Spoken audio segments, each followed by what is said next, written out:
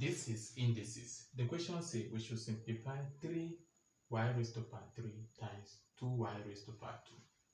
So all we need to do in this type of question, first of all, what we are going to do is we're going to multiply this coefficient of x raised to power 3 and the coefficient of y squared together. We're going to say 3 times 2, we close the bracket, open.